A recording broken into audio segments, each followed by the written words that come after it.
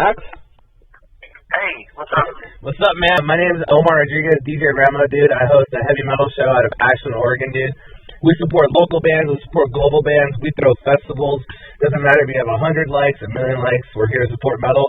And I am fucking stoked to interview you, man, because you are one of my new favorite, generational drummers. And, dude, thank you. And one of the things I like the most about your drumming, dude, because, I've been listening to Tallah probably for, the last, 6 months, and when I found out I was going to be talking to you, I was like, dude, I feel like nowadays it's really hard to be, distinctive and original, and you really got to, work hard on your songwriting, dude, and the way you make Tallah work, same with, just everybody in your band, dude, I feel like it's incredibly risky sometimes to, mix genres and do all this different writing, but you guys do it, dude, so perfect and to such a T. So I just want to say to you, fucking you're badass, man. Dude, thank you so much. I'm glad you appreciate all that, because it's definitely a lot of work that goes into trying to make that sort of stand out sort of sound without sounding, I don't know, you don't want to sound like you're just trying to do something else that someone else is doing, and then it just ends up not being as good. So there's a lot of thought that goes behind trying to make it sound unique and your own. So I appreciate you for sure. Yeah, no, for sure, dude. And even listening to older stuff, to newer stuff that I feel like you guys you do the thing where I feel like yesterday while I was listening to your album, I tried to envision in my head how you guys would go in the songwriting process. And I'm envisioning that you guys are very supportive of each other. How do you guys go about releasing a Tallah song? Because the thing is that with your band, there's no pinpointing anywhere that you guys are strong at. If you guys are strong at everything, how do you create that mix?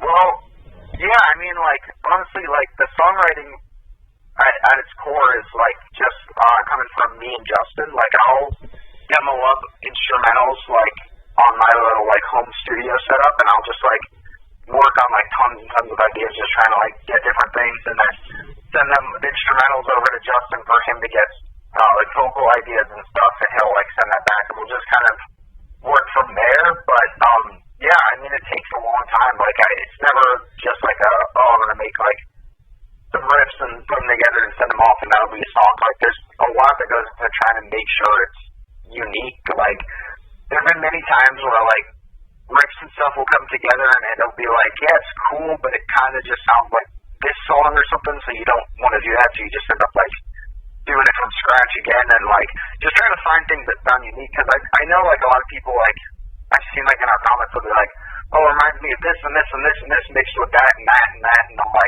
that's pretty cool, but that's kind of what I hope for, rather than someone just be oh, it sounds like this song by this band. So I think a lot of we have a lot of different influences between all of us, so just it's kind of this weird mix of just all these influences, and then just trying to just be yourself when you're writing and turn everything else off in your brain and just write something you think sounds sick. But yeah, it usually just goes like that.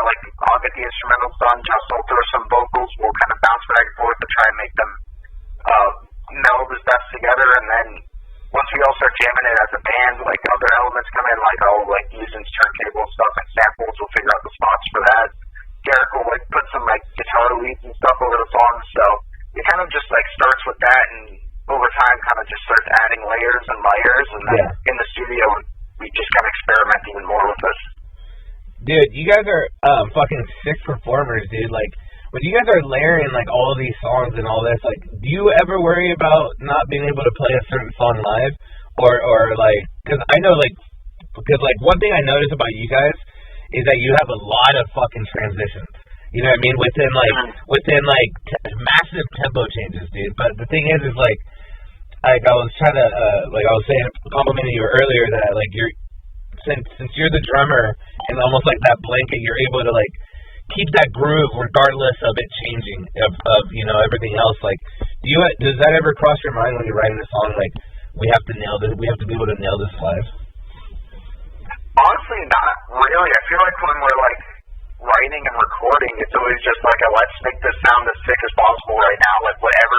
Like if we write something and it sounds sick and it sounds awesome, just like go with that and be like, all right, we'll figure out how to do it live when we get there, and then we'll spend some time. But we haven't come across anything where we're like we can't pull this off live. Like we always figure out exactly how to do it, and we can always pull it off.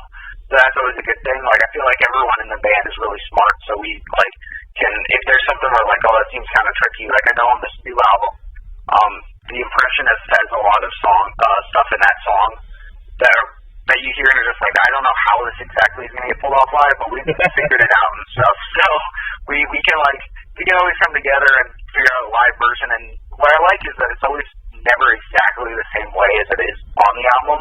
It's just always like kind of like the live version, and it's not changing anything fundamentally, but like the vibe is always just like a little bit more raw and live, I guess, when we like figure out how to piece it together, which is always really cool. So yeah, I mean, we just want to write it to where it sounds best as possible, and then figure it out down the road once we have to play it. That's fucking awesome, dude. Yeah, no, I wrote so many notes on your guys' songs just because like you have like so many stylistic changes that I just think is so beautiful. But one thing too, dude, it's like you're talking about your singer, dude. Like it's Justin, right?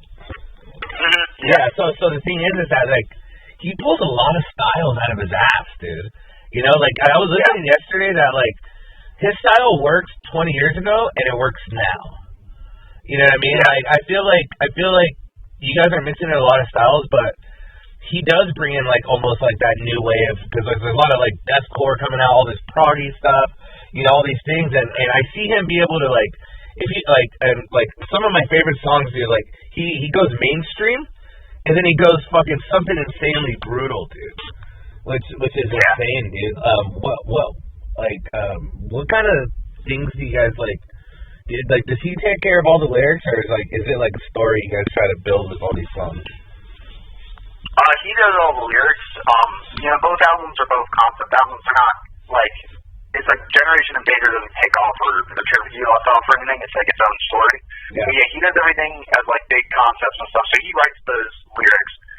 And yeah, I mean, like I've never like given him any ideas on the lyrics or anything. But I know like sometimes like when we're building a song, like we'll kind of shoot ideas back and forth to each other, being like, yeah, this is like, because I'm doing kind of like a little vocal map of me, like this is like the chorus is the first ball of loss, instead of just being like, here's a song, do whatever the fuck you want, which we've done before sometimes. Yeah. But I always feel like it's better when me and him just bounce back and forth and like kind of like figure out how to piece everything together. But yeah, he just does all those lyrics on his own. I know he's got like vocal ADHD, so he can't do the same thing for a certain amount of time, or else he just starts to get bored. So that's why he's just always changing everything that he's doing, all the different styles and stuff, which I love, because he figures out a way to do it while just still sounding like Justin the whole time. It doesn't sound like it's just intercut with different vocalists like doing different shit. It sounds like the same guy doing it. He's just bouncing around to all these different styles of singing and screaming and all that stuff. So yeah, it's awesome. I think it fits the music, because the music is really chaotic, so it makes sense for a vocalist to be able to kind of be chaotic with his voice and what he's doing, so it works out. Yeah, no, it's sick, dude. No, the Generation of Danger is fucking awesome, dude. I believe I wrote down my favorite song. I believe it's called Thistle. Mm-hmm. Yeah. Yeah. I love all your guys' stuff, but what I love about you guys though is that when you change a different style, you're able to pull it off, right? So even like some of your most brutal fucking songs, which is like insane. I mean, there's the Recognition. There's all sorts of songs, dude. But like when you guys play like that, like it's almost like you guys can choose whatever the hell you guys want to do, dude. And it's pretty sick. I think it's pretty cool that like you guys have a band where like I feel like you guys really express yourselves. You know, like you guys really leave something for the fan wanting something more. Thank you. Yeah, that's always a big part of it for all of us. It's for sure making sure each song sounds different from one another. We don't want it to all just come out and just kind of blend. Like, there is something that's good about that when like a band is like putting out a bunch of songs or like an album, and it all like has like a very specific sound, and it all kind of goes together, which I feel like we do. But we want to make sure we take it where each song is a completely different mood and vibe and feel, even though it's kind of like they all have this low heaviness to them that we've kind of like made our own sound.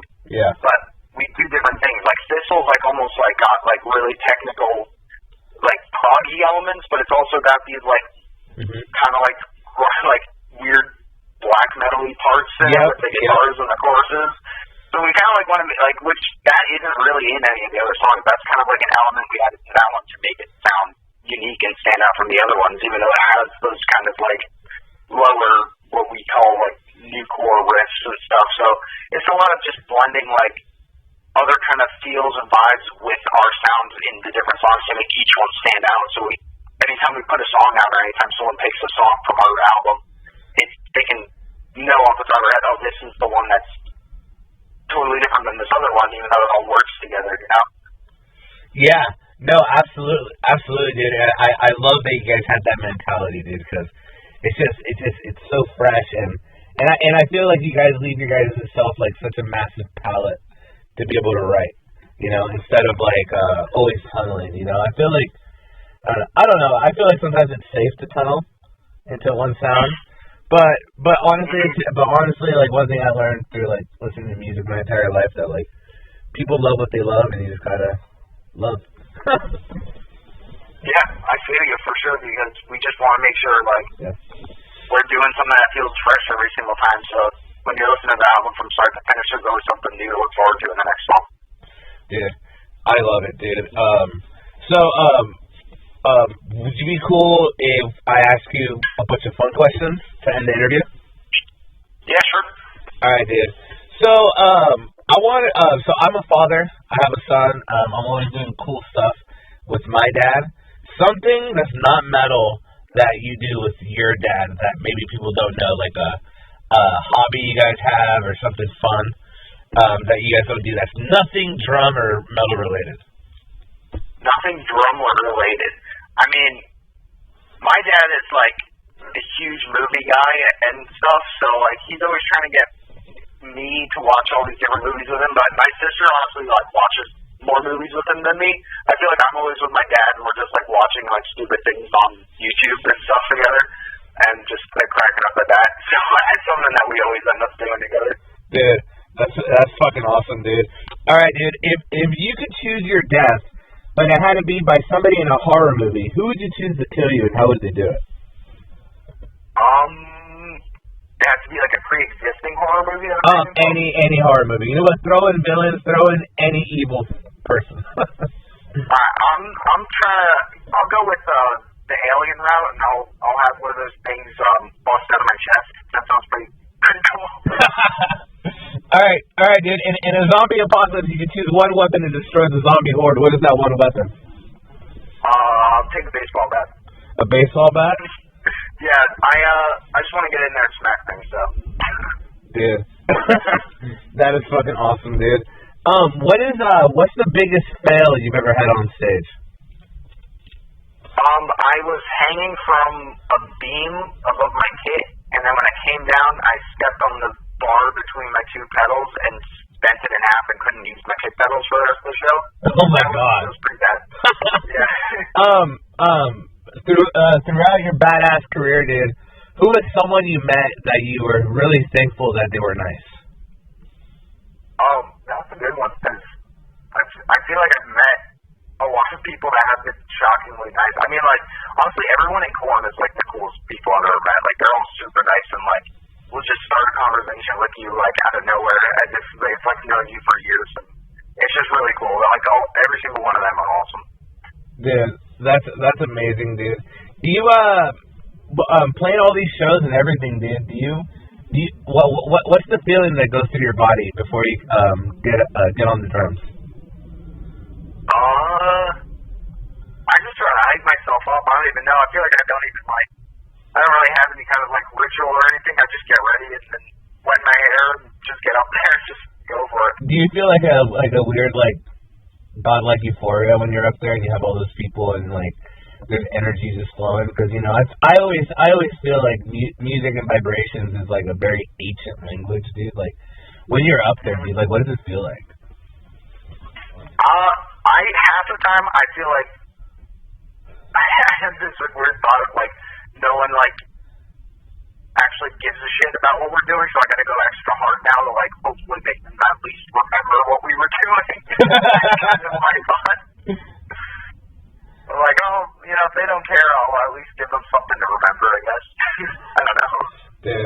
Dude, that's fucking awesome, dude. Alright, dude, before I let you go, dude, what are you thankful for? I am thankful to be able to be in two bands and play all the music that I love to play and just be able to get out there. So I know it's kind of a basic answer. The other thing would be like, I don't know, I guess thankful that I have a computer I can play games on. Dude, what do you play? I just play like a lot of PC games. Like, I've been playing a lot of Apex lately, and me and my friends always play like League of Legends and shit like that. Oh, dude, I was about to say I just started my 10th year on League of Legends. I'm a Zyra Maokai support. So. Nice. I love it. Fuck yeah. I've been playing that also for like 11, 10 years, something like that, and it's fuckable anytime to me. Oh, dude, the highest I've ever got was barely getting gold, dude, and right now I'm stuck hard bronze and silver. I'm trash. I've learned recently. I'm just not even gonna try to rank up. I'm just gonna fuck around with my friends now. well, Max, we're talking to Max Portnoy from Tallah. Everybody in Ashland, Oregon, dude, I want to thank you from the fucking bottom of my heart for fucking letting me interview you today. I hope you have a great day, and I hope this year just fucking kicks ass for you, man. Thank you, dude. Thanks for having me. Of course, brother. You have a good one. Yeah, you too. Bye.